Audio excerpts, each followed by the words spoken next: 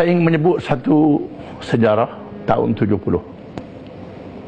Tahun 70, apabila berlakunya keresahan dalam masyarakat tentang jenayah, tentang berbagai salah laku, maka kumpulan hak asasi manusia di Eropah telah menubuhkan satu pasukan yang terdiri daripada ahli undang-undang, ahli kehakiman, ahli ilmuwan daripada negara-negara Eropah, Britain, Jerman, Perancis, Belanda, macam-macam lagi. Dan mereka minta respon daripada Islam. Dan Islam telah menghantar wakil dengan jasa almarhum Raja Faisal, Raja Arab Saudi di masa itu, melalui Rabitah Alam Islami, telah membentuk satu pasukan ilmuwan daripada berbagai negara umat Islam. Yang masih saya ingat ialah Profesor Dr. Ma'ruf Ad-Dawalibi, almarhum, bekas Perdana Menteri Syria. Ini salah seorang yang terlibat. Yang nama lain saya tak ingat, itu saya ingat. Maka diadakan dialog di Vatican City. Diadakan dialog di beberapa negeri-negeri barat dan di Riyadh. Dibuat dialog tentang undang-undang hak asasi manusia.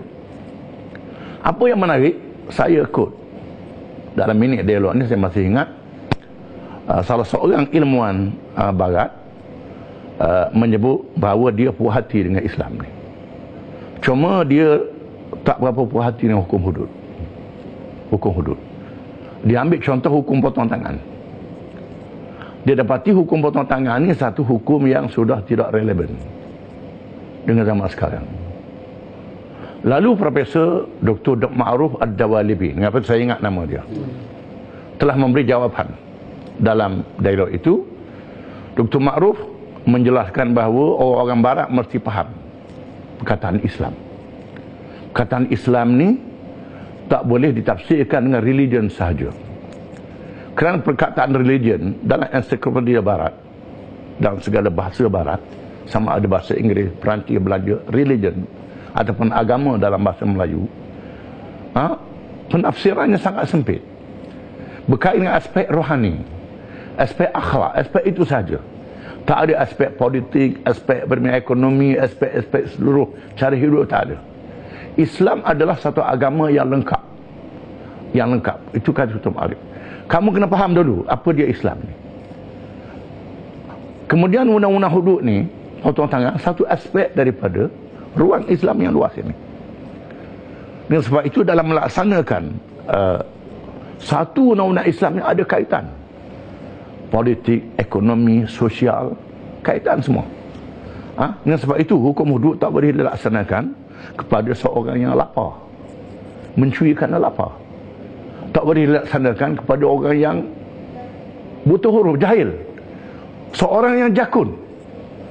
Contohnya, dia keluar bandar, dia mencuri, dia tak tahu. Tak boleh laksanakan hudud. Kemudian ada kaitan dengan konsep sosial. Pencuri keluarga. Tak boleh suami curi barang isteri, isteri curi barang anak, curi barang ayah. Tak boleh. Tak boleh laksanakan juga dalam rakyat curi barang kerajaan. Tak boleh. Kerana barang tu umum. Orang curi barang kerajaan. Tak boleh laksanakan. Ini orang tak tahu ni. Bukan makna boleh. Curi tak boleh. Tapi bukan hukum hudud, hukum lain. Jadi hukum hudud ni mesti berkait dengan betul-betul satu penyakit masyarakat yang tak boleh dia obat. Penyakit lah, pencuri ni penyakit betul. Dia kaya, dia senang, dia curi barang orang yang individu yang kerja ledah, kerja penat, kerja apa pula. Dan perlu diambil kira nisab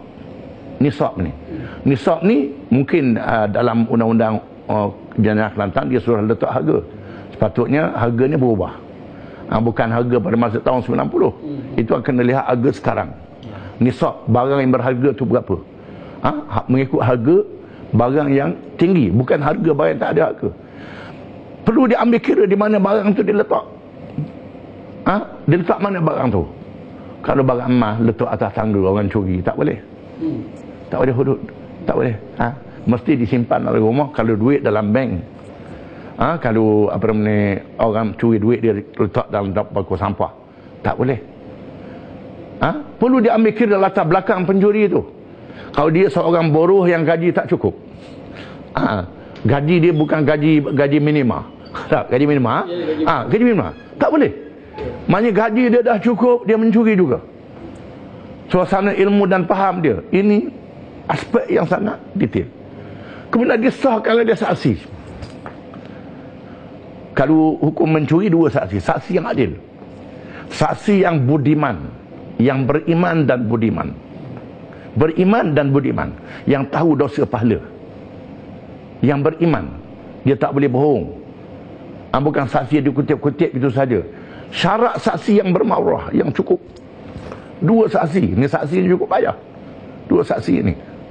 Kemudian, ataupun orang tu dia mengaku tidak dipaksa. Bukan setelah dibelasah, dipukul, dikata, dihantam, dia mengaku. Tak boleh. Tak boleh dihudutkan kalau dia dipaksa begitu. Bukan bermakna dia bebas, tidak. Sekiranya ada evidence ataupun bukti-bukti yang lain yang tak sampai hudud, dia pergi bertakzir. Nak pergi ke hudud ni cukup payah, dia punya syarat. Apa yang penting, Profesor Dr. Ma'ruf tadi mengatakan kesan psikologi.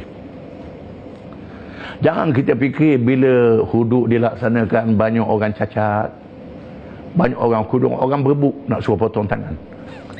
Ini tolollah. Kalau laksana hudud, maka ramailah orang cacat. Orang berebut mencuri nak suruh potong tangan. Betul ke begitu? Apa yang berlaku? Kesan psikologi, takut. Takut. Kita lihat takut. Ini belum laksana orang dah takut. Orang dah takut. Belum laksana dah takut. Yang takut tu bukan pencuri. Termasuk pemimpin negara, dia bukan pencuri, dia takut juga. Yang taraf pemimpin, takut juga. Dia kaya raya, takut juga. Padahal dia tak mencuri, takut. Kalau tak mencuri pun takut, apa lagi pencuri? Sudah tentu lebih takut lagi. Jadi, kesannya bakal pencuri akan berhenti mencuri.